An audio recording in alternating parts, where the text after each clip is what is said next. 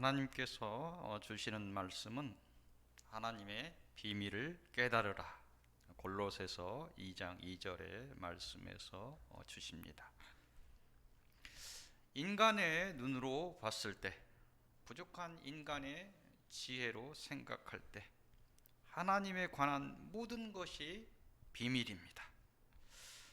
그 비밀 중에서 오늘 생각해 보려는 것은 그 하나님의 비밀 중에서 특별하게 우리와 관련이 있는 인간의 구속에 관한 것입니다. 하나님이 행하시는 비밀의 첫 번째는 하나님의 구속의 작정입니다. 하나님께 속한 사람이 하나님을 떠나간 뒤에 하나님과 사람의 관계 회복을 위해서 하나님께서 사람을 위해 어떤 작정이 있었는가 하는 것들이 비밀이라는 것입니다. 다만 우리가 창세기 3장 15절의 사건을 통해서 우리는 조심스럽게 하나님의 사람 구속의 작정하심을 엿볼 수 있습니다. 이곳을 보면 사단과 여자의 후손으로 오시는 그리스도와의 싸움과 그 결말을 조금은 유추할 수 있기 때문입니다. 우리의 지혜는 드러나지 않은 하나님의 것, 모든 것이 비밀입니다. 한 예를 든다면 인간의 구속의 작정이 사람을 창조하기 전에 이미 있었다 주장하거나, 아니다, 인간이 죄를 짓고 하나님을 떠난 이후에 작정이 시작되었다 이렇게 주장하는 이런 등의 주장은 우리의 지혜 밖의 일이라는 것입니다. 다만 우리는 우리에게 전해진 역사를 통해 하나님이 어떻게 인간을 섭리하셨는가, 다스리셨는가, 하나님의 인간 구속의 작정이 그런 것들을 보면서 하나님의 인간 구속의 작정이 최소한 에덴의 동산에서 있었던 사람의 죄지음 이후에 있어야 한다는 것에는 동의할 수 있을 것입니다.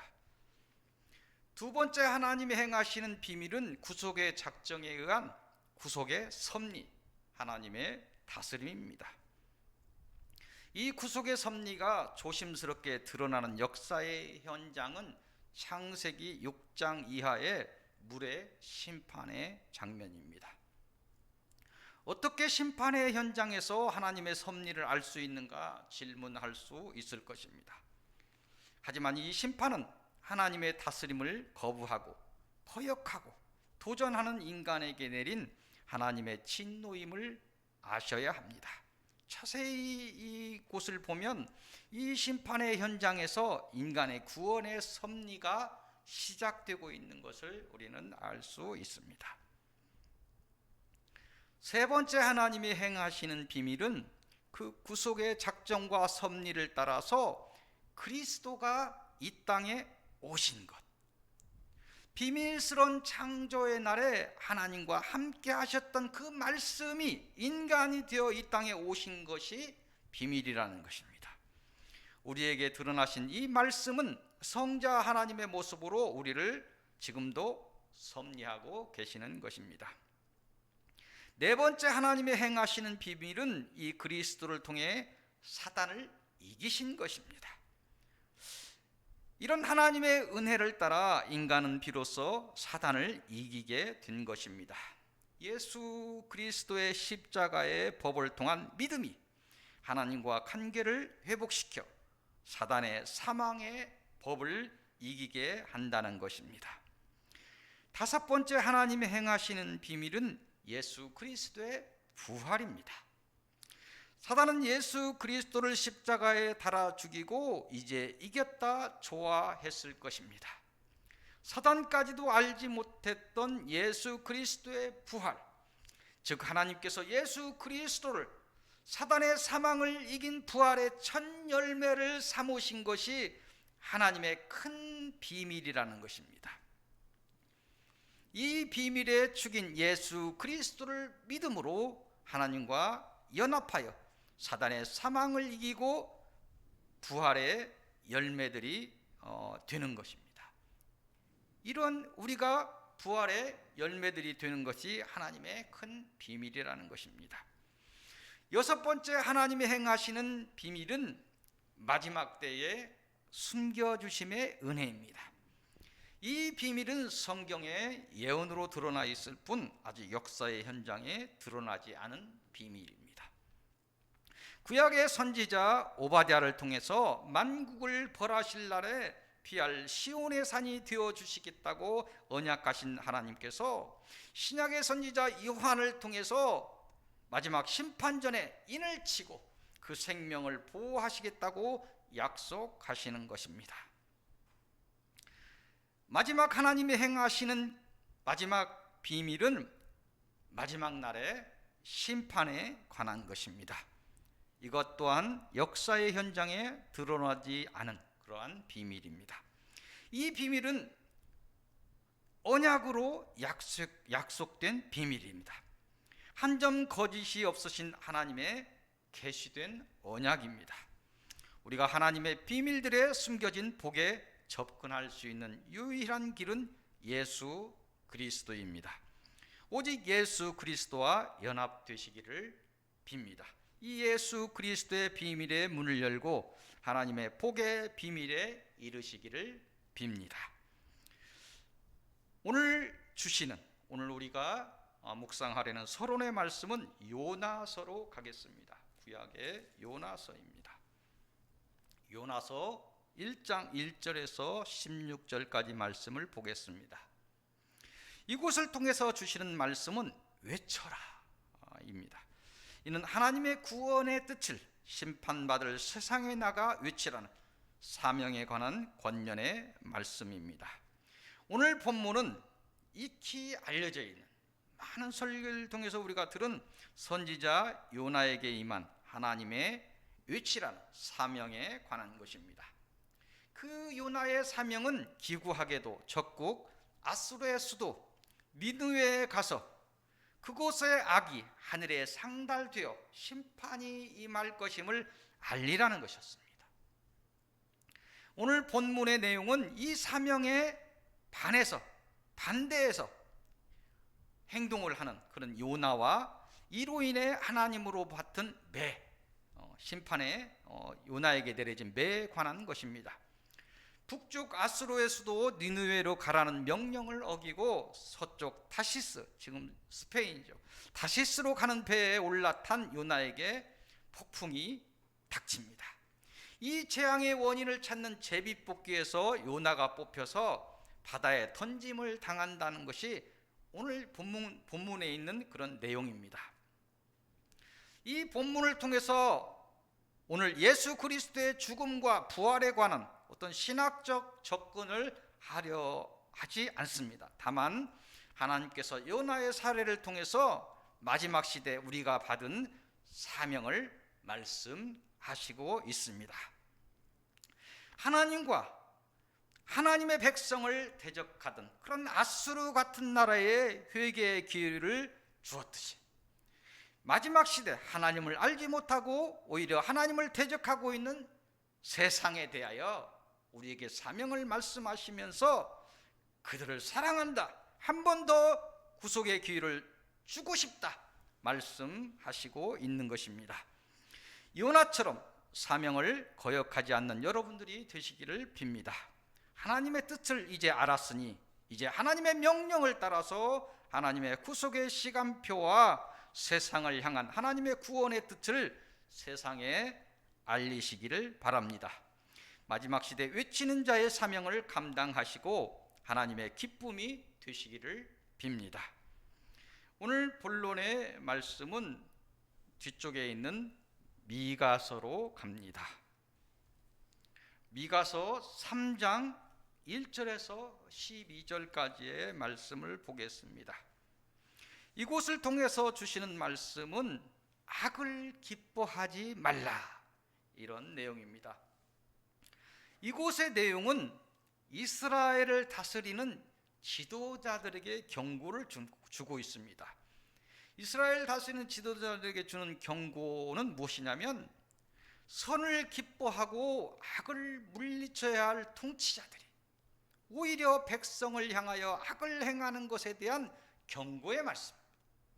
이 경고는 이 시대에 이 나라를 다스리는 지도자들에게도 충분히 주어서 그들이 받아야 할 정도로 그 악이 비슷한 상황임을 우리는 알 수 있습니다.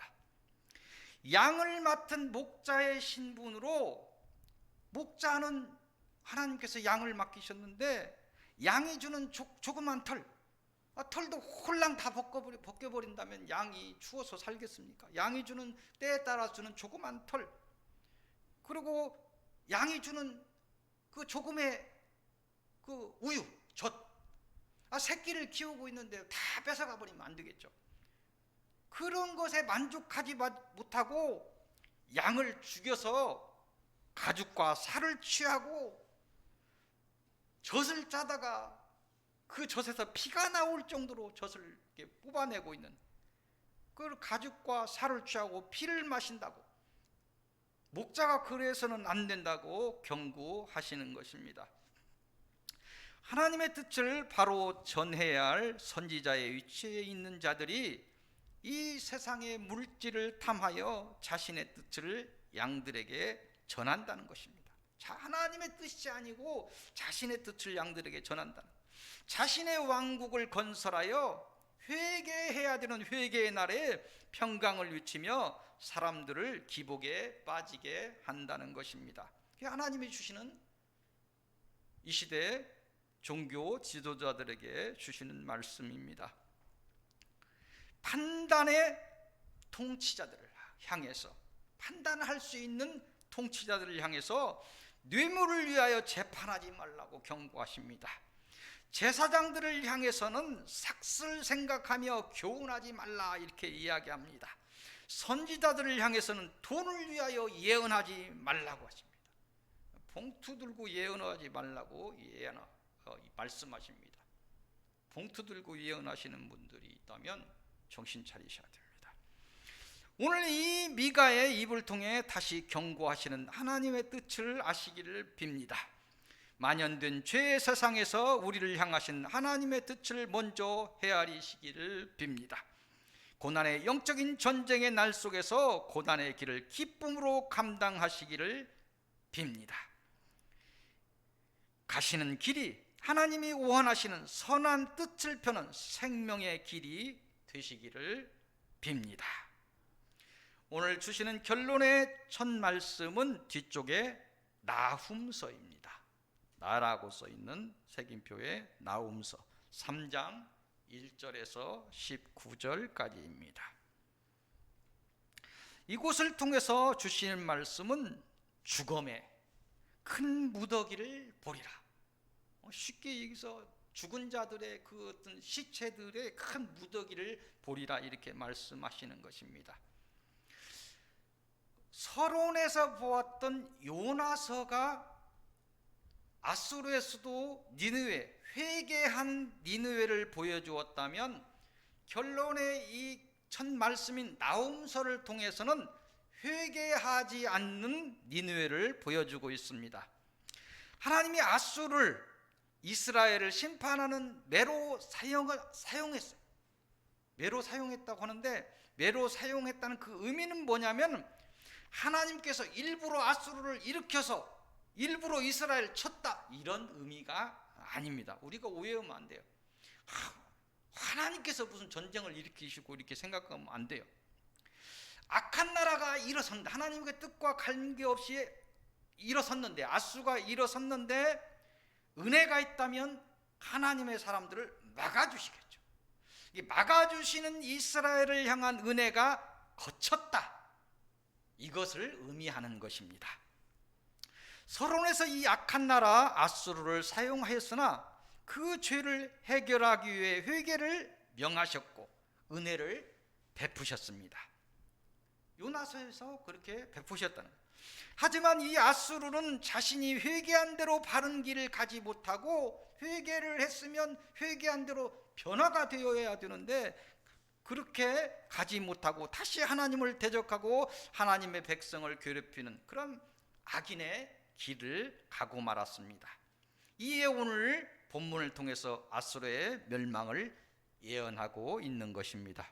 오늘 이 말씀을 통해 이 시대를 사는 우리에게는 하나님의 사명을 놓치고 세상을 따라 하나님을 대적한다면 모두가 죽으리라 이렇게 경고하십니다. 이 땅은 큰 죽음의 땅이 되리라 강하게 경고하시는 것입니다. 이 경고와 함께 두 번째 이 죽음을 이기는 비밀을 말씀하십니다. 골로새서 처음 봤던 골로새서 2장 1절에서 5절까지 이곳을 통해서 마지막 주시는 결론의 말씀은 하나님의 비밀을 깨달으라 이렇게 말씀하십니다. 이 하나님의 비밀은 그리스도를 통해 우리를 구속하시려는 하나님의 사랑에 관한 것입니다. 우리가 외쳐야 하는 것도 이 하나님의 구속의 비밀입니다. 우리가 악한 것들과 싸워서 이겨야 하는 것도 이 하나님의 구속의 비밀 때문입니다. 이 구속의 비밀이 하나님의 사랑에 기인하기 때문에, 하나님께서 우리를 사랑하셔서 구속하기 때문에 이 하나님의 비밀을 우리가 듣고 알고 거듭나야 됩니다. 그리고 우리가 거듭났다면 전하고 알게 해서 거듭나게 해야 하는 것이 우리의 사명입니다. 오직 예수 그리스도가 전한 진리를 믿으시기를 빕니다. 그 진리가 이루려는 그런 언약의 작정을 소망하시기를 빕니다. 그 소망을 따라 생명으로 사명을 감당하시고 하나님의 깊은 섭리의 견인과 숨김의 은혜에 이르시기를 빕니다.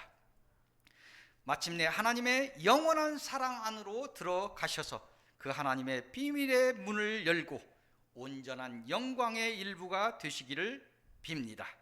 이 복이 이 말씀을 통해 아멘으로 화답하시는 모든 하나님의 자녀와 그 가정에 임하시기를 빌며 축원드립니다. 기도하겠습니다. 사랑의 하나님, 우리를 사랑하셔서 자녀 삼아 주시고 오늘까지 인도하여 주신 하나님께 감사드립니다. 세상에 퍼진 악을 경고하시며 심판을 경고하시는 하나님의 말씀을 무겁게 듣습니다. 오늘 저희에게 지혜를 주셔서 하나님의 진리의 말씀을 놓치지 않게 하시고 하나님께서 예수 그리스도를 통해 주신 구원의 비밀을 깨닫게 하옵소서. 하나님의 뜻을 따라 악을 미워하고 선을 행하여 하나님의 심판에서 벗어나게 하옵소서. 이 땅의 죽음의 무더기를 이루는 그날에, 그 심판의 날에, 거룩한 날에 서서 하나님을 찬양하는 자들이 되게 하옵소서. 주 예수 그리스도의 이름으로 기도하옵나이다. 아멘.